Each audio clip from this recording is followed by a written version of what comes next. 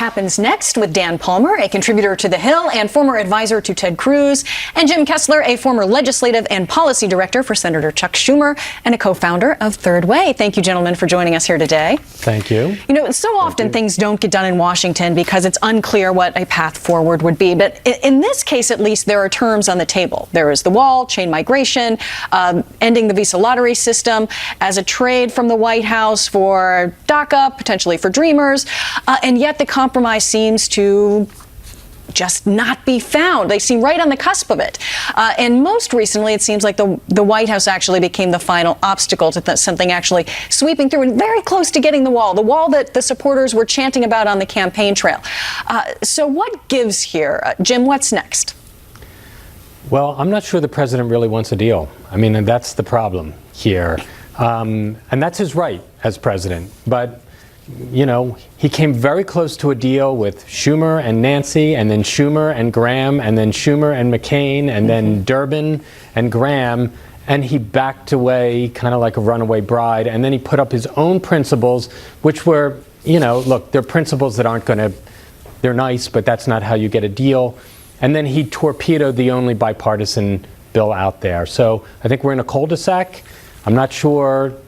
There are paths forward, but the president has to be part of that path. He can't be a resisting force. That's my view. Dan, bringing you in, there have been accusations that the president has been greedy on this front. I mean, is he just, you know, a fabulous negotiator? Are we going to get somewhere? And certainly, most likely not by the beginning of March, as he had hoped, but potentially by the end? I think the president needs to turn up the heat, maybe turn up the tweets, maybe even an address from the Oval Office. Remind the public that the problem is not DACA, as the Democrats have framed it.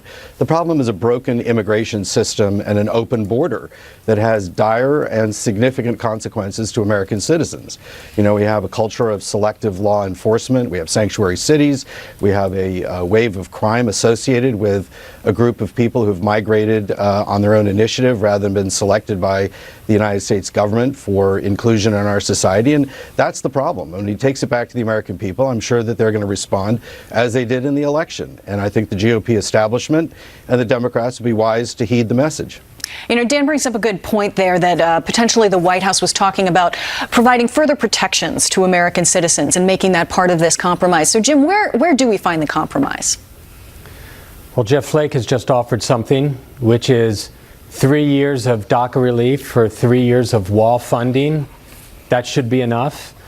You know, if you want to go larger and deal with diversity visas and other things, then you've got to go larger on the other side of what you're going to do with the remaining of the 11 million that are here. There's this myth being perpetrated that we have open borders. We do not. There are guards at the borders. There's fencing at the borders. And there's this myth also that immigrants are the cause of our crime problem in this country. They're a cause of a very small amount of crime in this country. Jim, how do you explain sanctuary cities? Well, sanctuary cities, Jim, frankly, how do you explain? Yes. Dan, if you ask me a question, I'm happy to answer it.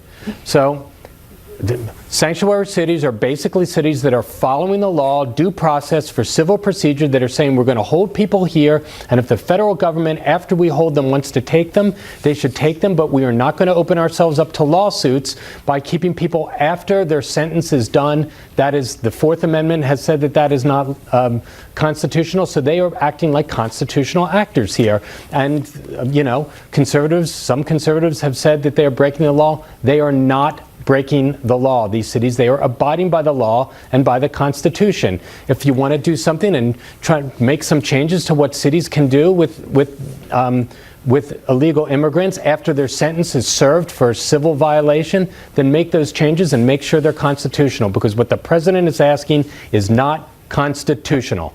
Dan, when you're talking about coming at things from an even more conservative side of things, we're really coming down on sanctuary cities, that sort of thing. One of the proposals, a wish list, Congressman Bob Goodlatte, what they're hoping for is to provide DACA recipients with temporary renewable legal status rather than citizenship. I mean, is that where we are at this point, where smaller measures might take us a step forward? That's a suicide pact. If the Republican establishment collaborates with the Democrats to take another piecemeal bite to avoid dealing with the core problem, which is a broken immigration system, the Republican base isn't going to show up. and we're going to be faced with a minority and impeachment hearings in the House. There's absolutely no reason for Republican elected officials to cooperate with the Dems on another small bite towards, nothing. They really need to deal with border security. We need to deal with a society based on a rule of law, not selective enforcement. Jim's explanation notwithstanding, sanctuary cities create a present danger to American citizens. We saw that with the Kate Steinle catastrophe and numerous other instances. This has got to stop. And I think the Democrats need to get the message of the 2016 election, and Trump needs to give it to them. All right, Dan Palmer, Jim Kessler, thank you both for joining us here today on this debate that goes on. We appreciate it. Thank you.